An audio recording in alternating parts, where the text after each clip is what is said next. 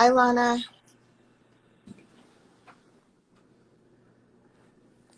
Hi, how are you? Good. Can you hear me clearly? Yes, can you hear me? I can. Okay, great. Hi, thank you so much for joining us. Thank you for inviting me. So, welcome everyone to another Out the Frame. Today, I'm super excited to be talking to Lana Danina. As you may have seen on what we posted, it was supposed to be Lana and Joel today, but unfortunately, Joel had a last minute emergency, so it's just going to be Lana.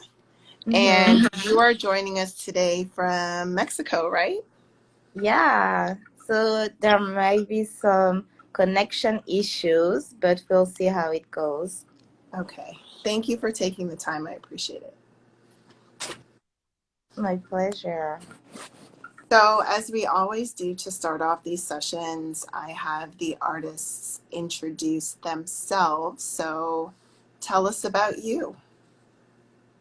So my name is Lana Denina. I'm based in Montreal, Canada, and I'm a visual artist. I do digital art and traditional art, and yeah, it's mainly figure paintings. And give us background into when you first started minting your work on NFTs because you were doing digital art before you were doing NFTs, correct? Yeah, I've been making digital art ever since I was a a really early teenager, I think. And I started NFTs only February of last year. So, pretty recently. Yeah, So, you're coming it up was to just the recent. year now. Yeah, really, but it took off pretty early when I started, and I didn't know anything about NFTs or anything, so yeah, it's really fun. What was your introduction to NFTs? How did you find out about them? So my boyfriend, he was and he still is actually really into crypto and the blockchain, and he was learning about everything, and he was really passionate about it. And then he came across NFTs, and then he told me about it, like the basics.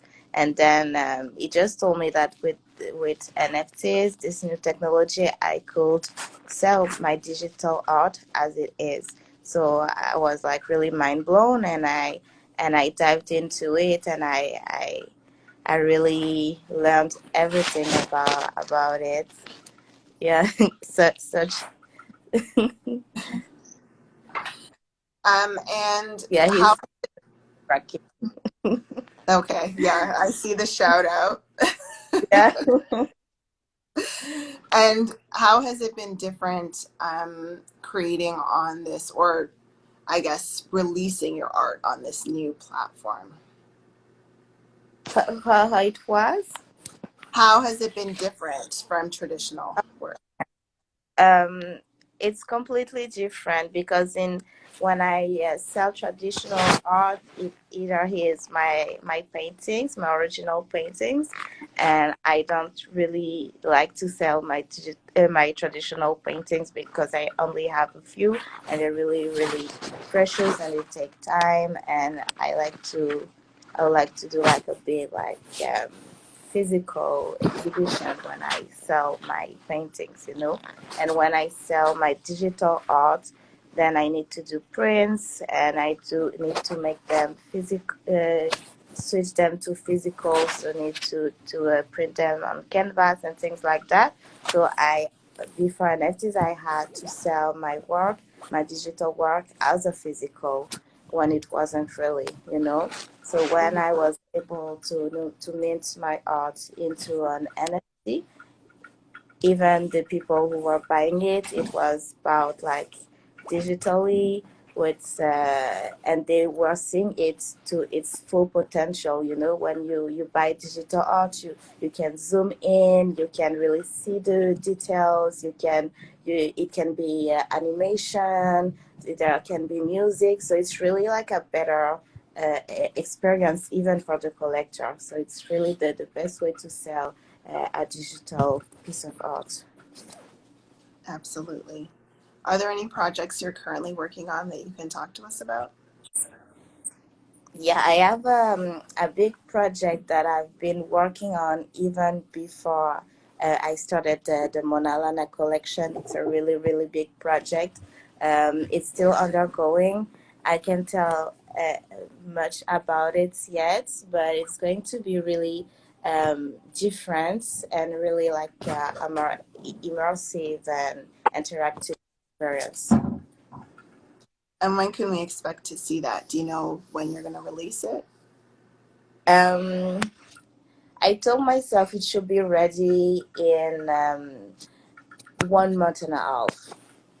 Okay, so soon. Yeah, if I That's put my very. mind to it. Um, Tell us about how you have connected with community. So I know that some artists talk about how lonely it can be sometimes creating art when it comes to the traditional art world. You know, you're just in your space making your own work, not necessarily being able to connect with other artists. But it's different being on this digital platform and having, you know, other digital artists around you. Have you been able to connect with other NFT artists, and what has it been like?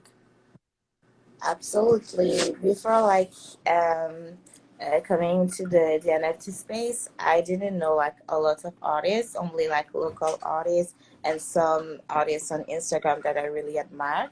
But when I came into the space, I discovered so many new artists. I made a lot of friends that are really, really talented, and it's really like a big inspiration every day to see so many like masterpieces being shared online and being able to connect with them, and really artists at every levels, and some of them you even see like how they evolved and how their art evolved, and it's really beautiful to see.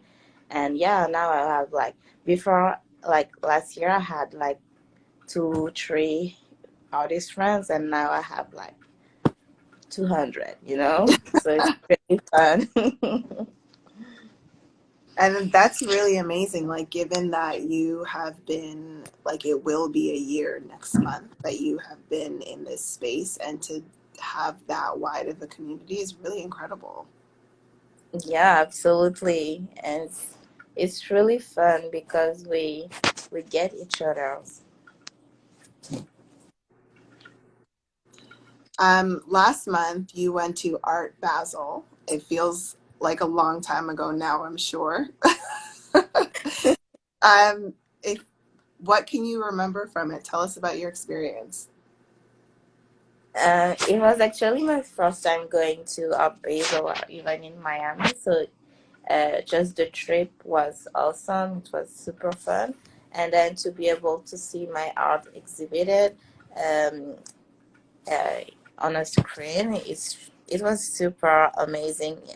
Especially the Rock Nation events, when I saw like this painting that is called "You'll Never Be the Prettiest," and it's a powerful painting about self love and body dysmorphia, and it's a painting where I showed this girl and she's feeling like really vulnerable, and then she was exhibited in a place where so many people were like passing by. So it was a really fun situation, and I was really happy to see this piece of work being exhibited for this event. It's really exciting to see venues that have been kind of like slower to introduce digital art now embracing it, and really, you know, like embracing NFTs in that world. I'm super excited to see not just Basel, but how other galleries start including NFT work and digital work, because obviously we're taking over. Yes, I think it you got wrecked a little bit because of my connections, but I didn't get the question. I Um, only heard uh, the last part, I was just saying that it's exciting to see that traditional venues are now embracing digital artwork and NFT artwork, and I'm excited to see what the future holds for that, because I think a lot of galleries that might have never considered digital work are now going to have to incorporate it into their collections, right? absolutely, because now even like galleries before I was into NFTs, I was sending it, for exhibitions, submitting my traditional art, but more my digital, and they didn't really get it because they didn't know how they will like display it, Yeah, But now that they have like maybe like a template or like example of like galleries that showcase digital art, maybe now it's easier for them, and they with NFT they really accept our art the same way they value traditional art, because it's really like just a new medium. exactly. And I mean, it's sad to say, but I feel like this change is happening because people are seeing how much money is being exchanged. Like people are very interested in collecting the work. There's a large volume of work now on the blockchain, so they have no choice, because this is where art is being, collected and moved. Exactly, and it's I feel like NFTs and Web3 is really better for artists because of royalties and the way like um, the revenues of the artists is being like really more fair for artists. Um, Mhm. Definitely. Um, what changes, now that I know it's only been a year, but since you have been in the space, what changes would you like to see in the world of NFT art? So what changes I like to see? Maybe there's more and more people coming into the space and being more interested into NFTs, but a lot of people are like really misinformed about what it is, and they only see videos like on TikToks and like weird videos about only about money, but it's Mhm. really much more than that. And this all new technology is really mind blowing, and I feel like people should really educate themselves on what the blockchain is, what crypto is, what Web3 is, and then what NFTs are, and then they will really like the space is going to really evolve how it should without like weird things going on.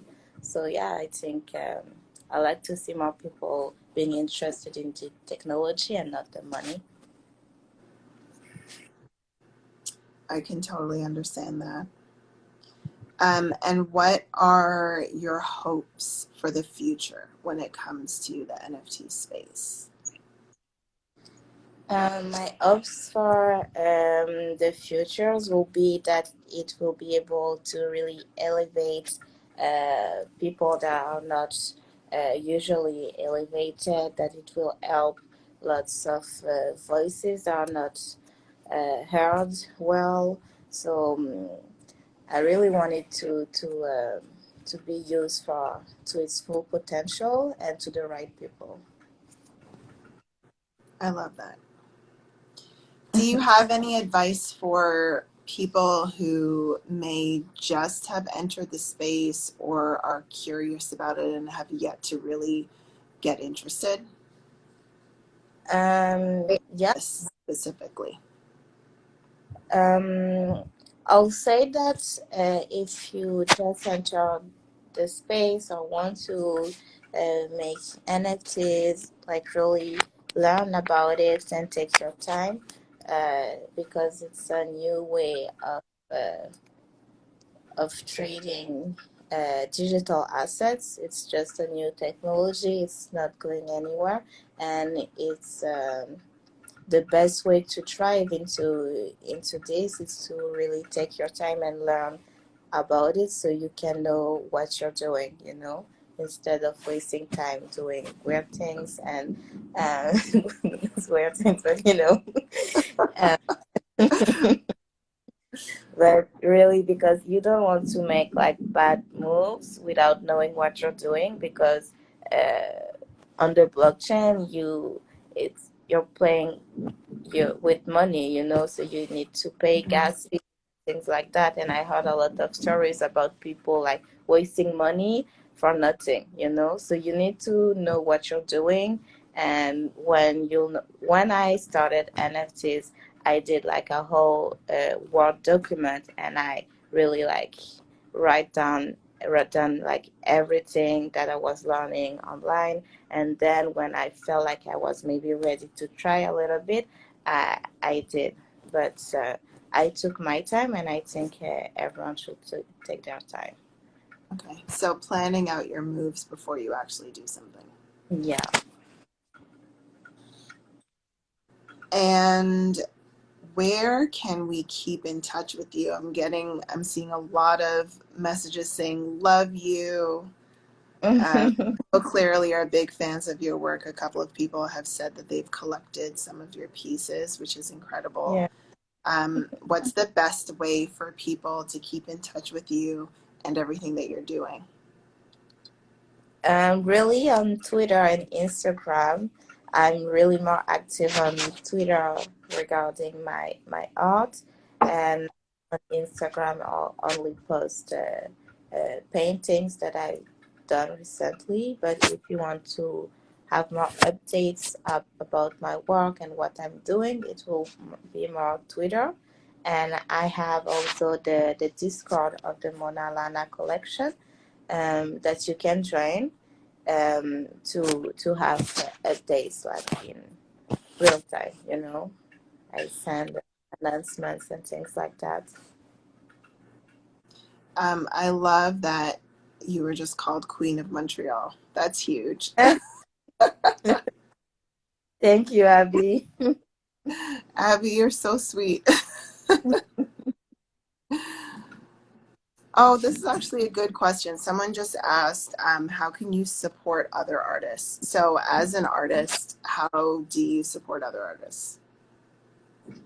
um, for me, how I support other artists, whenever I see like an opportunity for someone that I know, um, I will send it to the person, and I will always share, reshare, talk about someone. If someone is asking about creating something, I'll give always like a big list of artists. So really, uh, when you see artists that you love and that you want to support, you're becoming like their cheerleader, so you're Mhm. going to talk about them everywhere. If you don't have like the money to buy them all, so you can just share it and talk about it to other people. And then yeah, that's a way of supporting artists.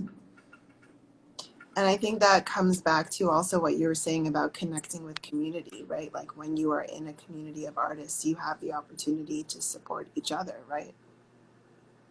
uh, Thank you so much, Lana. Is there anything else that you want to say before we wrap up today?